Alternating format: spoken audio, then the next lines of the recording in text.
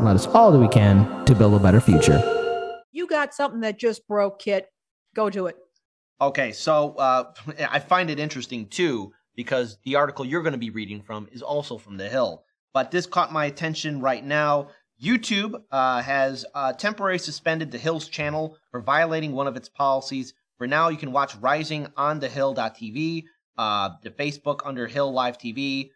Basically, what happened, we covered former President Trump's remark about Russia's invasion of Ukraine. In a soundbite, he repeated his claim that what happened during the election.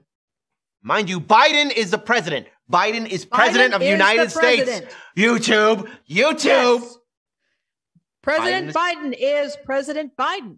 Right. And of course, our discussion focused on what Trump said about Putin and did not explicitly rebuke the claims of anything that happened during the election. However, this happened to Hard Lens Media. And hey, Rising, welcome to the world of censorship. This is, hey, TYT, you were talking about being all aboard on censorship. Democrats were being all aboard on censorship. Now a major media outlet, far times way bigger than Hard Lens Media, got hit by the blind attack dog by YouTube. Outlet.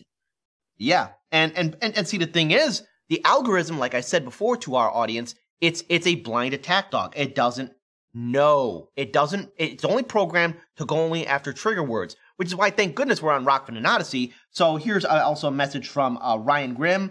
I'll have a story up on this soon. Bananas! Oh, really, Ryan? It is. We played a Trump clip, and in his rambling, he referred to, again, what took place during the election. So we're suspended so The Hill, Rising, a large established media network, has been suspended off of YouTube. I am against this. And I want to be consistent here. We here at Hard Lens Media are demanding that YouTube reinstate the Rising channel. Okay? Now, I don't have to agree with anyone on the Rising, but the thing is, I and this channel and this team that I am taking care of, that I'm in charge of, I want to make sure that Hard Lens Media is pushing forward. I don't want Hard Lens Media to be censored. I don't want Rising to be censored. I don't want anyone from the Mikasu Katsu Network to be censored. I don't want Jimmy Dore to be censored. Hell, I don't want TYT or Majority Report to be censored. I don't want no one to be censored. I wish YouTube would go back to being a meritocracy. However, again, this is just happening, but then I have some further bad news for you folks. Lainey, you have a story that is just related to this same segment, and in fact, it's a continuation of censorship. The Hill. RT America has ceased production and has laid off its staff. There were rumblings coming out today about this, and it is now official. And, you know, I know that our good friend Nico House was saying that there have been death threats. It doesn't surprise me over there. At this point, you know, we have to keep in mind that the stores are no longer carrying Russian vodka. We have just been informed that a major professional cat breeding association is temporarily banning Russian-bred cats from its shows. And this is reminding me of the whole Freedom Fries thing that took place. On steroids. Yeah. On steroids. But now we're seeing journalistic outlets closing down and being greatly maligned simply for being journalistic outlets. Now, look, I have no illusions about RT. Now, I happen to like RT. I'm not a huge TV watcher, but I thought that their shows were fresh. It was fresh. It was interesting content. Did I believe that RT America had an agenda? Of course, I believe that RT has an agenda. And I think part of it was the demoralization of NATO countries. However, the network had a range of opinions that were being expressed on its shows. And the fact that RT America has felt it necessary to, because they can't pay anybody if their finances are being tied up, and they can't handle death threats. They're just not in a position for this. We have one outlet that was very open to people who spoke outside the box, who were very critical of the United States. Again, I'm not questioning that there may have been part of a demoralization campaign, but oftentimes what people were saying, it was hard hitting, it was good stuff. It was food for thought. And to find out that this has happened is extremely distressing to me. I know it is to you, Kit. I know it is to much of our team. And it is disturbing to see this happen, but it could have been foreseen, because we know that what had happened a few days ago was that Spotify started going after supposedly pro-Russian podcasters. And our good friend Lee Camp, who of course has redacted tonight on RT America, his podcast was taken off of Spotify. And as he pointed out, well, clearly you can say all kinds of things on Spotify, but apparently if you do not agree with American hegemony, and if you're not feeding into that idea of the US being the world's boss, well, I guess you get tossed off of Spotify. These are dark days. I never thought I'd see this. Mm-hmm.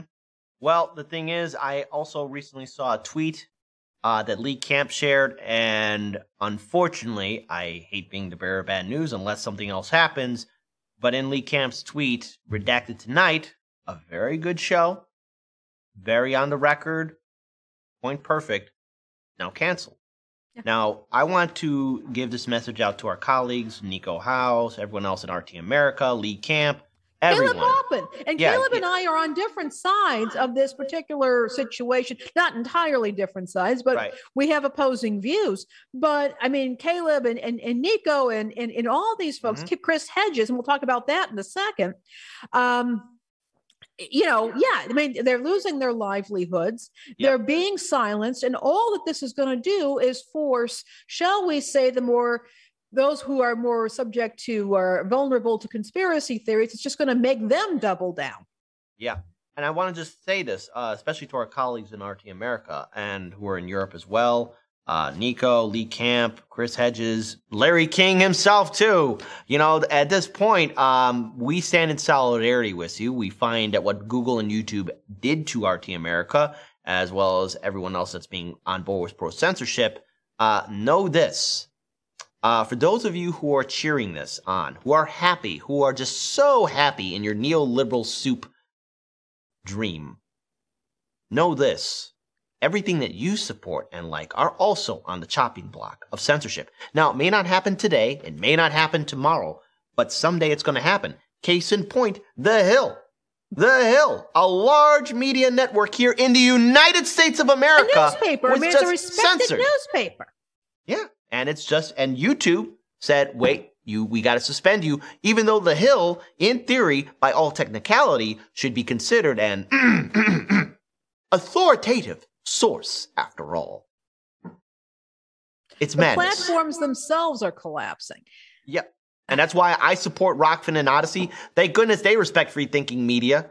I've never had this problem. And the thing is, what concerns me is, I remember I think it was in Sabby's or maybe Jackson Hinkle's live stream, I commented in one of the live stream chats, just saying hi to everyone. And somebody commented back, "Oh my God, Heartland's Media still here?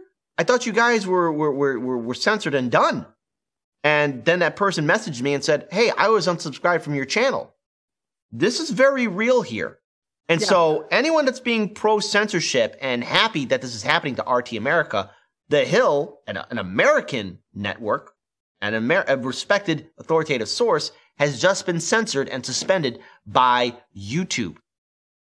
Yes, I am absolutely. Firmly against this. And so we stand in solidarity with our colleagues in RT America. All the best to all of you, because all of them are phenomenal journalists, commentators, and people who respect free thinking media. So I wish them all the best. And it should not happen to them at all. And they are always invited to be guests on our show. Absolutely. So there we go. The door is open here in Chicago. The other thing I want to mention is that if anybody has any concerns about Hard Lens or 99 Perspectives, you can go to 99perspectives.tv. That is our website, and that will be updated if anything were to happen. You can also check out our social media accounts, which include 99 Perspectives, but also Hard Lens Media, Chicago Corner, World Perspectives Radio, Chicago. You can check out those accounts and to see if we have any updated news. And of course, World Perspectives Radio Chicago is going to be on standby in case we have to shift operations there at this point. Because, that's where we are with this. And I did want to bring up, as we wrap this up, Katie Halper today, or recently just made a tweet noting that Chris Hedges, who has come out very strongly against the Russian invasion of Ukraine, he was on RT, and RT was one of the few networks, the network that would actually talk, would allow Chris Hedges to talk, because he is extremely critical of American empire. He is also anti-war. He's a Presbyterian minister like me. He is a Christian with very significant concerns about American empire. But he lays it right out there. And, so there he was on RT disagreeing with the Russian government's actions. And he is one of the people who got taken out by this. Yeah. And again, Chris Hedges, a long time ago, I had the privilege of actually interviewing him way back in 2016. For those of you who have Russiagate paranoia, for those of you who are triggered by Trump, for those of you triggered by January 6th, for those of you who just don't like independent media or forced to vote or anything else, just know this. This massive wave of censorship will also impact your content that you like to watch and support. Mm-hmm. Now, look, no one's ever going to universally agree on every single goddamn thing. But the thing is, when you start censoring and dictating who can speak and who cannot speak, you are opening the door to, well, fascism. And that's the truth of it. In a democracy, in a republic, in order for it to survive, the press must be free. Free speech is fundamentally important. Now, I know that there are individuals that will abuse free speech. I know that there are individuals that will abuse that wonderful privilege that we all have, or I think we all used to have, or think we have, or something like that. But I believe that the world is filled with good people. In order to cover a story, you have to look at it with different perspectives. And when there are those individuals that abuse free speech, bring out misinformation or hate speech, good people will stand up. But we cannot have big tech, the two-party system, corporations, and the establishment media dictating what is acceptable and what is not acceptable. Because remember, corporate media and our politicians have made numerous mistakes, led us to wars on false pretenses, gave out misinformation to the American people. These are facts that happen. CNN has done it. Fox News, MSNBC, CBS, ABC. Democratic lawmakers, Republican lawmakers at the state and federal level have given out misinformation and have lied to the American people. This is why we need independent media. And I, for one, am going to say this on this show, and I'm pretty sure I have the entire team behind my back. YouTube, you will reinstate The Rising. At the same time, too, we stand in solidarity with our colleagues at RT America. And the door is open here for them to be guests on our show. We respect their opinions and their thoughts in this manner. And here's hoping that there is a swift end to this horrifying conflict that's happening in Ukraine. Because what this has shown me is that even democracies will be quick on board for censorship. I want to bring up one other story, too, and I'm sorry to be taking up everyone's time on this one, but it just came to my mind. I remember it. Now, again, there's no such thing as a perfect U.S. politician. They're not perfect. They're flawed individuals. Hell, some of them are downright corrupt. But during World War II, during one of the Pacific Island campaigns, there was the Allied forces won a battle. I believe it was maybe Guadalcanal, possibly Iwo Jima. And I apologize if I am getting the two things confused. But there were reporters there who took photographs of the dead Marines and soldiers. And the Roosevelt administration was in a little bit of a quandary. Do we show the American people their sons dead? Do we show them the horrors of this war? FDR, not perfect at all. No, he's a tyrant in his own right. But his administration gave the green light for those photos to be shared, for people to see what happened. Yep. Show it to the people. And it was shared. Yep. Now, in this day and age, we're seeing horrifying stories on that same kind of level happening every single day. There's events that are going on, whistleblowers and activists and heroic reporters that are at risk of being silenced, censored, or losing their lives. We must talk about these stories. We must talk about these things that make us feel uncomfortable. We don't live in a perfect world. And if we're going to fight for a better future, a world where we have free speech and independent media, we as citizens have to step up globally. Because if we're on board with this, if we give our silent, obedient consent, well, I'll be seeing you on the chopping block for censorship too. You may not be standing right beside me. Maybe you'll be further down the line. But that's where we're all going to go if we don't stop this now. Yeah. Lainey, any other final words? Yeah, I'm going to say a couple of things. You used some very important words there. You talked about being triggered. And I think here's the thing. Maybe it's time for people to not be quite so triggered. Maybe it's time to develop a little bit of resilience. Because guess what? There are billions of people out there, and many of them do not think like you. In fact, most of them do not think like you. And if you are going to demand censorship every time somebody offers up an opinion or perspective that hurts your widow feelings, that upsets your delicate ears, that gives you the vapors, why not consider just turning it off instead of turning it off for everybody else? Do you see what you've caused here?